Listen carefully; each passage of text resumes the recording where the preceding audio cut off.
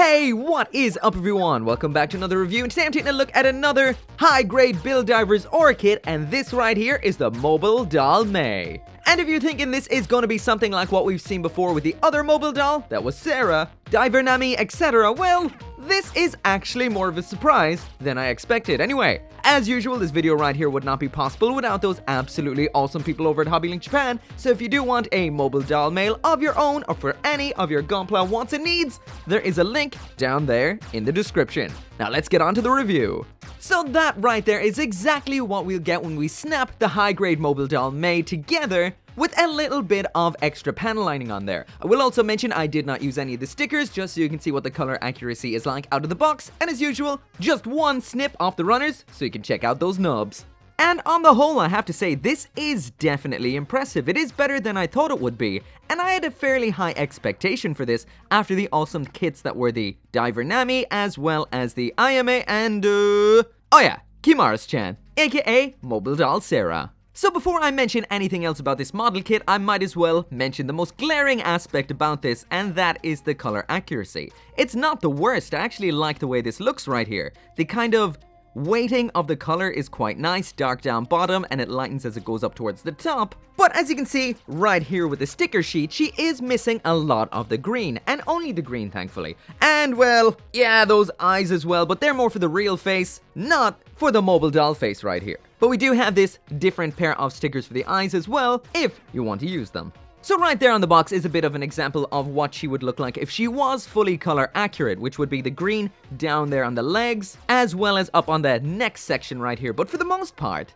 this is actually pretty good. I did not expect the color separation right there in the torso, so all in all, not too bad.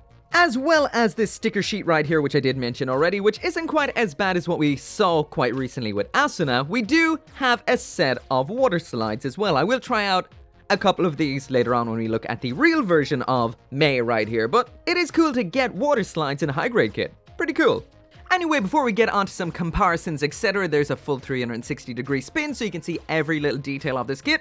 Just in case there's something I miss about it, you can spot it yourself right there. But there is a couple of things about this kit that did surprise me. First off, I will mention once again that all I did here was panel line it. That is it. Otherwise, this is just the way it comes out of the box. The colors look great, and the plastic in here is top quality. This is Bandai's good plastic, which is kind of odd that it's used in a kit like this from Build Divers.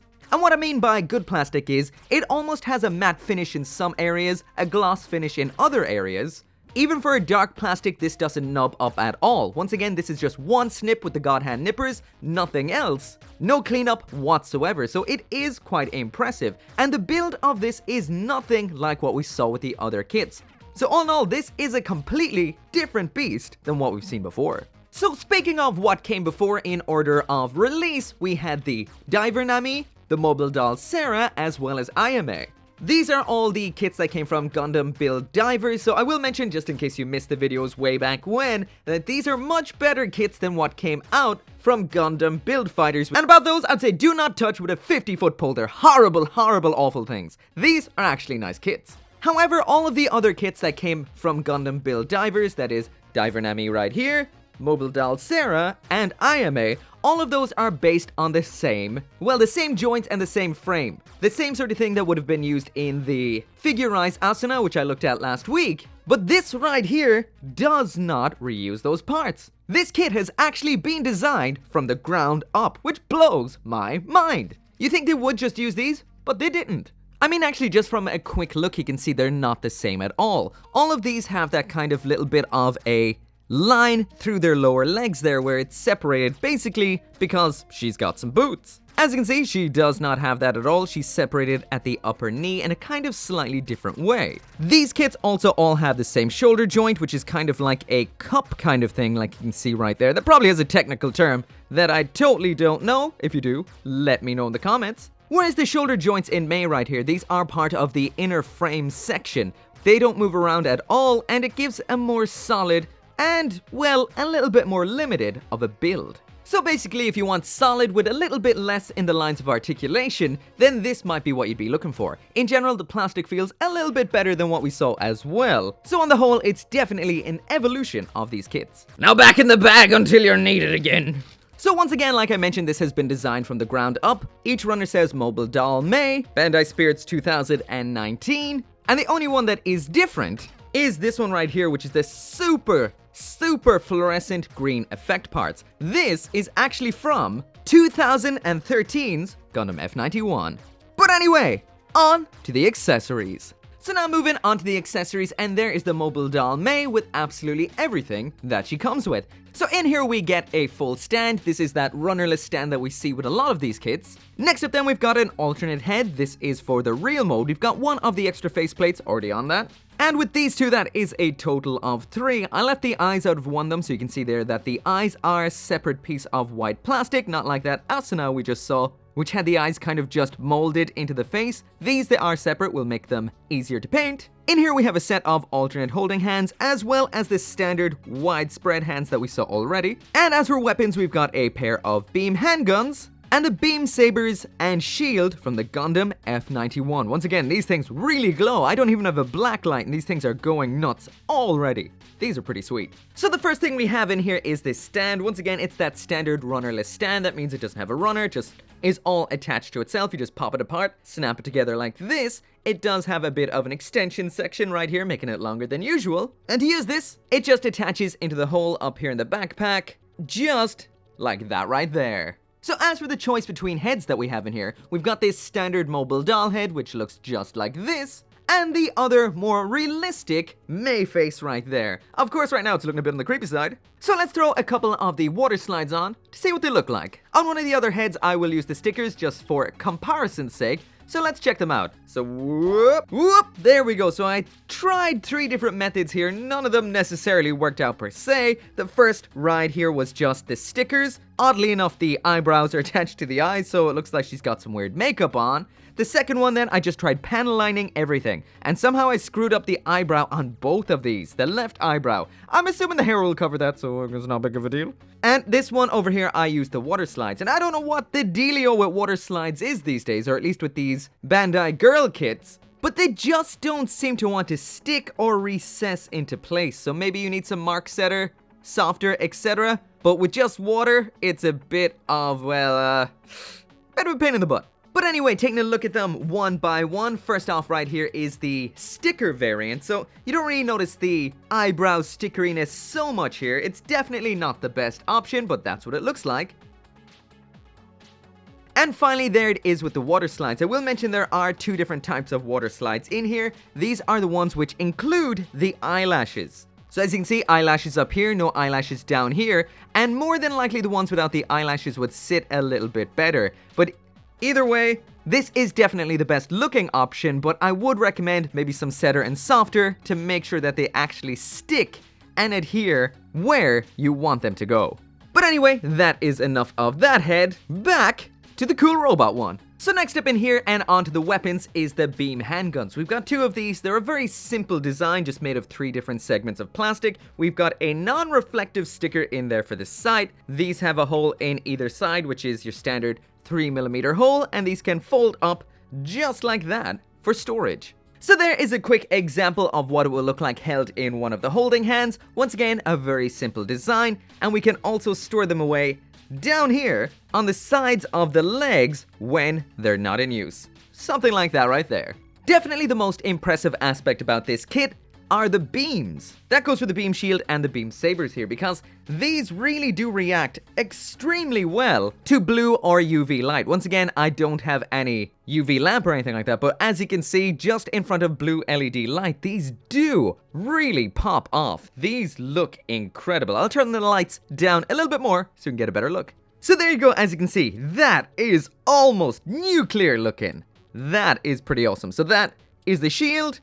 That right there is the beam. The shield generating sections are up here on her upper arm, and these are very actually they're identical to what we would have seen with Gundam F91, so that's where this shield right here would have come from. We've got a little clear piece for attaching that, as well as the shield producing unit here. That part of her arm just pops in there, that sticks back up here, and that is what she looks like with her shield out. So it's not on the forearm where you'd normally see it, it's up a little higher. That is a pretty unusual and cool design right there. As for the beam sabers, they come from the top of her arm here. I always love this kind of design. When it comes to mecha, etc., it doesn't really make sense that they would, well, have a handle somewhere to hold onto when they could just have it produced from a section near their hand. It just seems like a much better defensive weapon. They could have the generator inside the arm instead of just having it run the back somewhere. But all in all, these glow fantastically and look pretty awesome. This is a nice little set of weapons right here.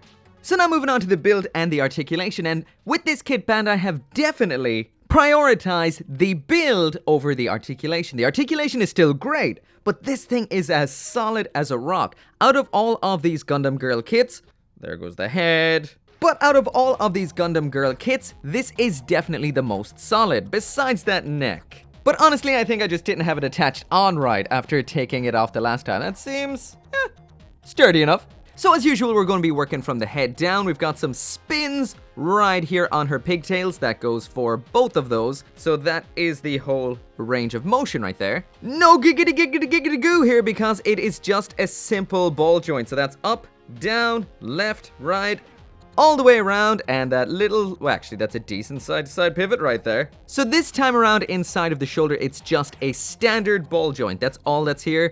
There's to the front, there's to the back. It can spin all the way around. It is quite solid, but there's not much movement. We've got an extra joint here, which allows her to raise her arm all the way up as far as that there. Just underneath the shield generator there, we have a full spin. So that is the upper arm spin right there. A single jointed bend at the elbow, so you get just beyond 90 degrees, which is pretty good. And the wrist right here is just your bog standard ball joint. You don't get a whole lot out of that joint right there. So it's at the torso here that you really see that Bandai prioritized the stability over the actual articulation. Up top here we do have a ball joint. Underneath that we have another ball joint, but neither of these are allowed to really do anything because of the rest of the design. So you don't get any ab crunch whatsoever to the front, that pitiful amount to the back, and there is no extending that or anything like that. So essentially all you get is this upper body spin right here. A little bit here, but you can also kind of pull it slightly out of line like that, but not really anything worth writing home about right here. The waist joint in here has been rejiggered a bit as well. It's similar to what we saw before, but a little bit different. So we have that little peg there that goes up at an angle once it's put into position, and this little joint segment up top. So the combination of both of these allows that to move in and out like so, but once it's up, it kind of makes the leg kick out at a bit of an angle, a little bit of an outward angle. Once again, they're actually taking the general silhouette of the figure over the articulation, so that means you're not going to kick that leg up too high. That is it to the front. There it is to the back. As for the splits, we get pretty much the whole way there, so that's not bad. At the upper thigh, we've got that full 360-degree spin kick, a double jointed bend at the knee, so that is pretty good. At the ankle, we have that typical kind of Figma / Revoltech kind of joint. Obviously, it doesn't click like Revoltech or anything like that, but it is just a pair of pegs that rotate like this. So that means once that foot is on, you've got a pivot down here, rotation up top, and then the standard extension and flexion of the foot. But in general, with the whole way that this is set up, it can be kind of hard to get any kind of widespread leg poses out of this, because every time you turn the ankle in, it tends to kick up to the front for something that kind of looks a little bit broken and odd like that. So on the whole, the high-grade mobile doll Mei is the complete polar opposite to what we saw with the figure Rise Asuna. Basically, we've got a bunch of simple solid joints that don't have the craziest range of motion, but on the whole we tend to get more than the sum of the parts. The only real exclusion to this would be the torso, because they avoided this fragmenting in any way. Once again, completely opposite to Asuna, so it means we don't get a lot of articulation. Actually, we get next to nothing at all there. But on the whole, it's still pretty good.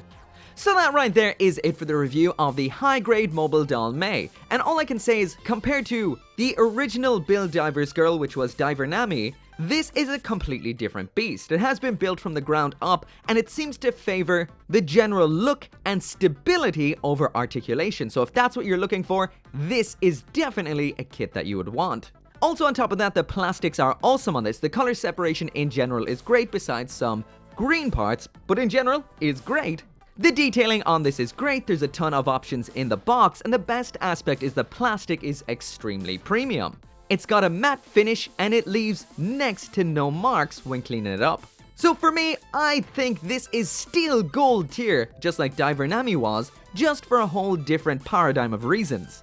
Once again, if you prefer stability and solid over crazy articulation, this might be the one you're looking for. Anyway, if you do want one of your own, there's a link down there in the description. You can get yours at Hobby Link Japan. As always, thank you so much for watching. Make sure to come back for more Gunpla reviews, and I'll see you next time. Once again, all my thanks to each and every one of you guys. If it wasn't for you guys, this channel would not exist. So that's to everyone who watches these videos, hits that like button, and of course to those of you who support me on the channel memberships and Patreon, including Craig Jury, Mark Wu, Kaiser721, Forged Horizons, Bulwick, Tyler Sanders, Caleb Engelhart, Halo Creator, and Hank Handsome.